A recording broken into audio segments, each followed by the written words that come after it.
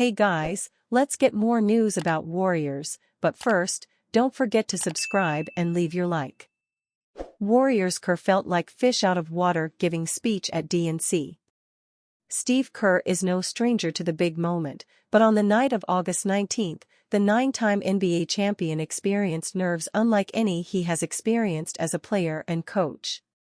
Kerr took the stage on the first night of the Democratic National Convention at the United Center in Chicago, an arena he is familiar with from his time playing with the Bulls, and addressed a crowd of approximately 26,000-plus attendees and millions watching from home, endorsing current Vice President Kamala Harris for president in the 2024 election while channeling Steph Curry's viral night-night celebration in speaking out against former President Donald Trump.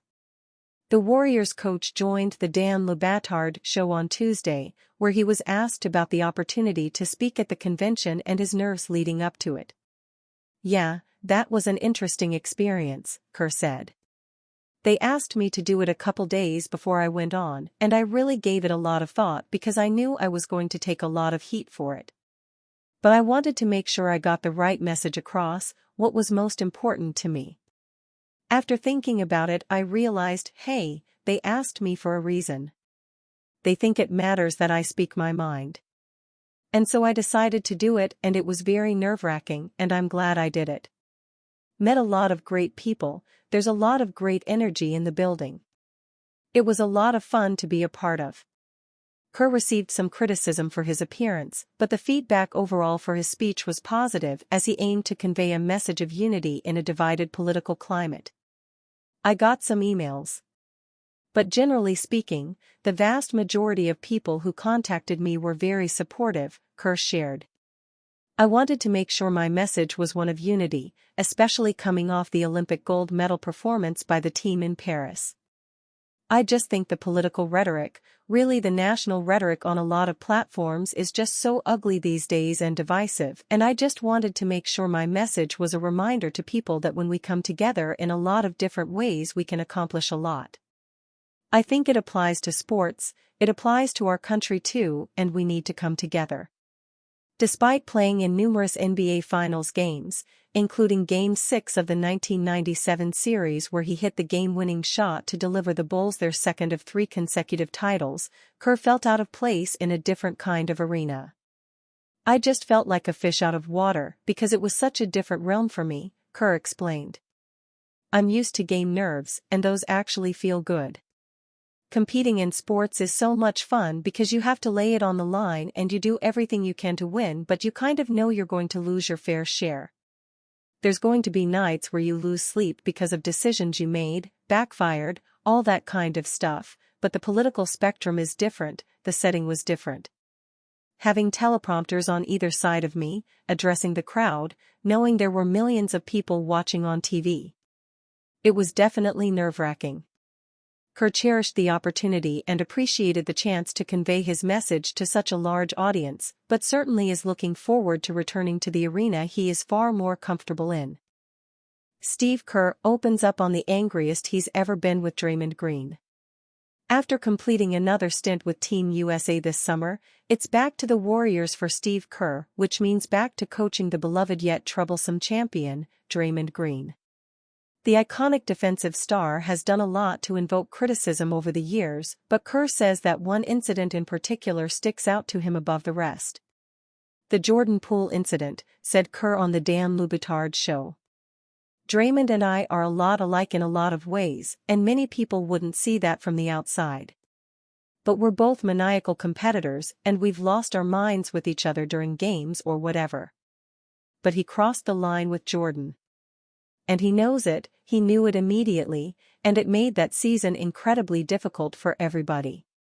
That story has been regurgitated many times, but that's probably the time I was most angry." If Kerr is right in one thing, he knows Draymond's type. Besides sharing his competitive spirit, he played alongside the NBA's most competitive athlete ever, Michael Jordan.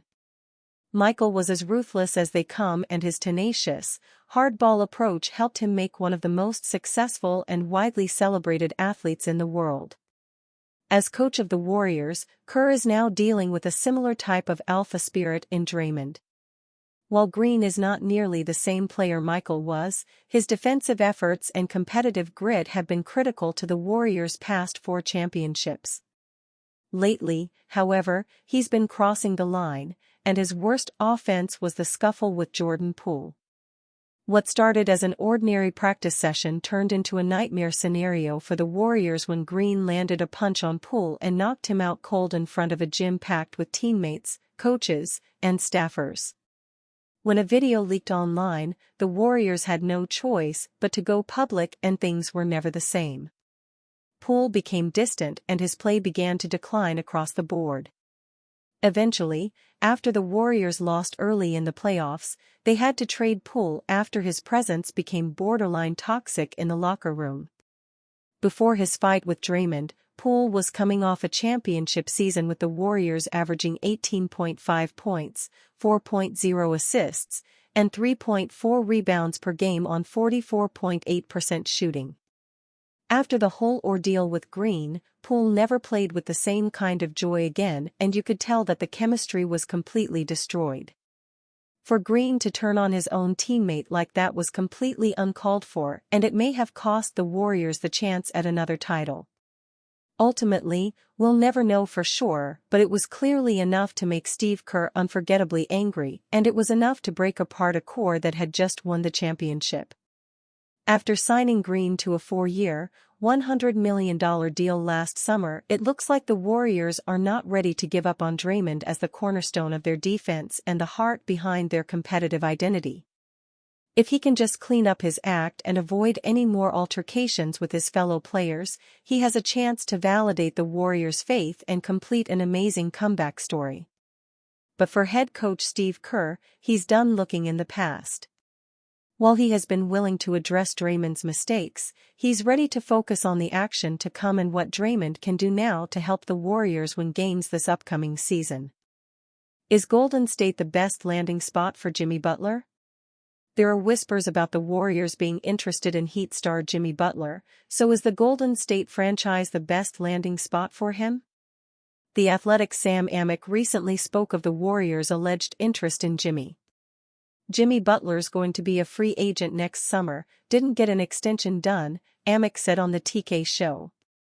The Warriors, as you know, have interest there, and I think probably they made a couple of calls during the summer. It's no secret that the future of Butler in Miami is under question. The forward can sign for up to 2 years and $112.9 million on an extension with the Heat, but Miami's president Pat Riley wasn't exactly committed to an extension in June when he said, "We have not discussed a Butler extension, internally right now. We have to look at making that kind of commitment, and when do we do it? We don't have to do it until 2025, actually. But we'll see. We haven't made a decision on it, and we haven't really in earnest discussed it." Without Klay Thompson this season, the Warriors may struggle, and pairing another star with Steph Curry while he's still in form should be paramount. Many around the NBA community think the Steph-Jimmy pairing would be a great fit, including B/R's Andy Bailey. Curry's unparalleled outside shooting would give Butler more room to operate in that short to mid-range territory he already dominates. Butler's playmaking and in-between game, in return, would make it harder to sell out on Curry's off-ball movement, Bailey said. And you fan?